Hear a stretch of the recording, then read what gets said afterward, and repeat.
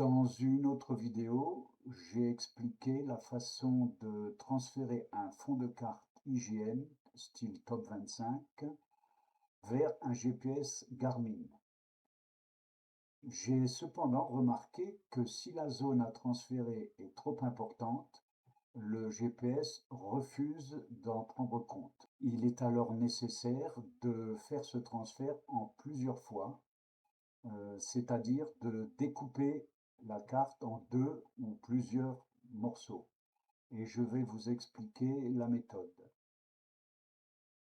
Pour ce faire, je me rends donc dans mon logiciel cartographique OpenRunner. Je vais dans Téléchargement. Je vais télécharger le fichier GPX, donc que je retrouverai dans le dossier Mes téléchargements. Je télécharge également le fichier KML de Google Earth. Et une fois fait, je ferme cette fenêtre. Maintenant, ce qu'il me reste à faire, c'est de partager cette carte en deux. Pour ce faire, je me rends dans le logiciel intégré à Windows 11, capture d'écran. Donc sur mon clavier d'ordinateur, je clique sur la touche Imprime écran et je fais une première sélection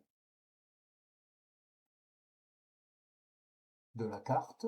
Je rappuie sur Imprime écran et je fais une deuxième sélection, donc là, le coin supérieur de la carte. À noter qu'il faut quand même superposer, mordre un peu sur l'ancienne copie d'écran, et voilà. Ceci fait, je n'ai plus besoin de ce logiciel OpenRunner. Je ferme donc cette fenêtre. Je me rends dans l'explorateur de fichiers dans la zone Images et dans Capture d'écran. Et là, je retrouve mes deux copies d'écran, l'inférieur du circuit et le supérieur du circuit. Je vais commencer par l'inférieur du circuit. Je vais l'ouvrir dans GIMP parce que c'est un fichier PNG et je veux le transformer en JPG, comme expliqué dans la vidéo précédente. Je fais un clic droit et je fais Ouvrir avec GIMP 3.2. Voilà. GIMP va s'ouvrir avec l'inférieur de ma carte, donc le départ du circuit. Je vais le transformer, je vais dans Fichier, le transformer, exporter sous. Alors nous voyons bien qu'il est en PNG et je vais l'exporter en JPG. Je supprime avec mon clavier les trois lettres PNG. Je garde le point, sinon ça ne fonctionnera pas, il faut toujours garder le point. Et je clique sur JPG. Voilà. Et transformer en JPG au lieu de PNG.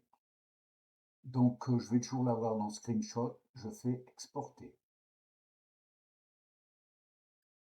On regarde si la case progressive est décochée, très important. On a le poids de cette image qui fait 331 kiloctets, donc c'est parfait. Et on va sur exporter et on peut fermer cette fenêtre. Et nous avons cette capture d'écran PNG, on va la supprimer pour ne garder que le fichier JPG. Et on utilise la deuxième carte du circuit, on fait un clic droit, qu'on rouvre à nouveau dans GIMP.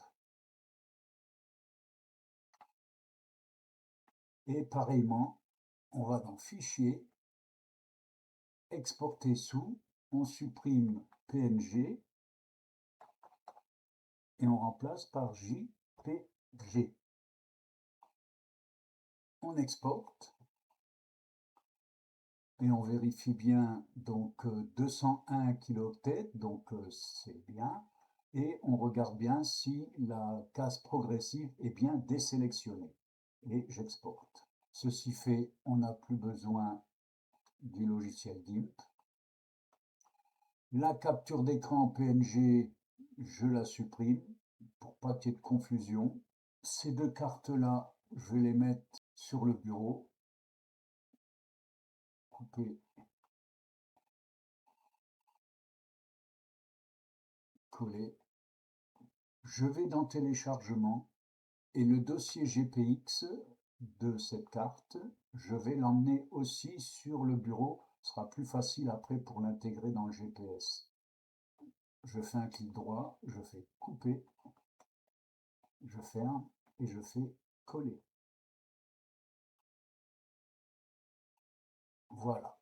Comme ça, j'ai mes deux fonds de carte plus le fichier GPX. Je retourne dans téléchargement et j'ouvre le fichier KLM de Google. Double clic. Google s'ouvre. Je ferme cette fenêtre qui va nous embêter. Et là, vous voyez que j'ai le circuit complet. Donc, je remets le circuit, la carte à la verticale. Je regarde si le nord est remis à 0. Avec ma souris, je baisse pour avoir l'entièreté du circuit. Avec ma roulette, je diminue le zoom. Et là, la même opération que dans la vidéo précédente, je vais dans Ajouter et Superposition d'images. Je vais chercher, parcourir, je vais chercher mes cartes. Donc c'est sur le bureau. J'ai une capture d'écran, c'est ici. Je fais un double clic et je vais mettre la carte à l'échelle. Je diminue le zoom.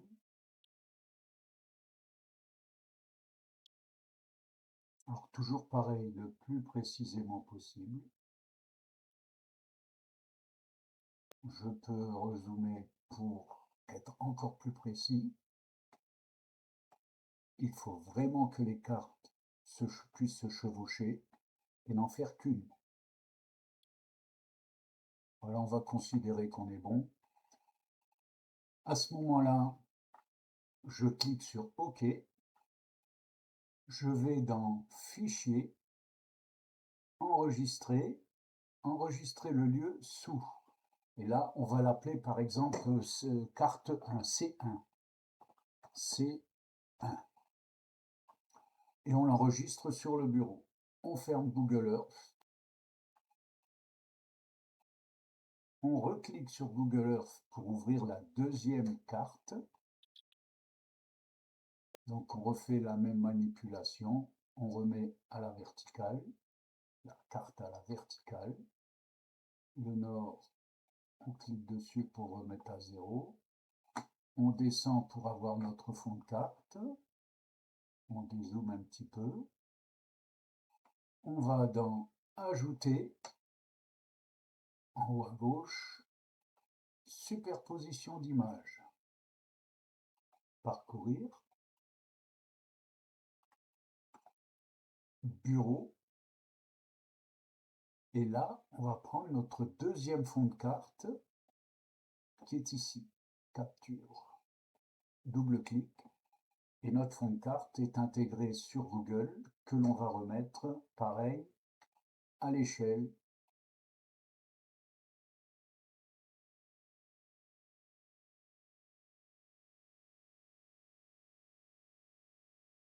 On va dire qu'on est bon. On clique sur OK et on enregistre. Fichier, enregistrer, enregistrer sur le lieu et on va l'appeler C2. Enregistrer. Et on peut fermer Google, on n'en a plus besoin. Voilà. Je ferme la fenêtre des téléchargements. Et là, on a nos captures qu'on n'a plus besoin. Supprimer. Et il ne nous reste plus qu'à intégrer dans le GPS le circuit GPX ainsi que nos deux fonds de carte. Je branche mon GPS sur mon ordinateur. Une fois qu'il est reconnu, je clique dans Garmin, double clic, Je vais dans la fenêtre qui s'ouvre, le dossier Garmin, mais uniquement le dossier Garmin. Je glisse un petit peu ma fenêtre sur la droite pour pouvoir y insérer mes fichiers. Je prends Saint-Cyr-la-Popie, le fameux fichier GPX. Je fais un glisser-déposer dans le dossier GPX, pas ailleurs, GPX. Je prends ma première carte C1 sur le bureau et je fais un cliquer-déposer dans Custom Maps et pas ailleurs. Je prends ma deuxième carte, je fais pareil, glisser-déposer dans Custom Maps. La manipulation étant terminée, je ferme cette fenêtre, je vais débrancher mon GPS et je vais allumer mon GPS pour voir effectivement si les deux cartes ont bien été prises en compte. Donc j'ai débranché mon GPS de l'ordinateur, je l'ai allumé et nous voici sur gestion des tracés. J'appuie sur le pad pour rentrer dans cette fenêtre et là je descends dans l'arborescence jusqu'à Saint-Cyr-la-Popie. J'appuie sur le pad, afficher la carte. Je clique et effectivement notre carte apparaît. Je peux zoomer dans la carte. Je peux me déplacer sur la carte. On va aller par exemple au point de départ, qui devrait se trouver par ici. Encore un petit peu. Et nous voilà au point de départ et point d'arrivée. Vous constatez qu'il y a toutes les informations dignes d'une carte IGN Top 25 avec les courbes de niveau et toutes les informations nécessaires. Voilà, c'est terminé.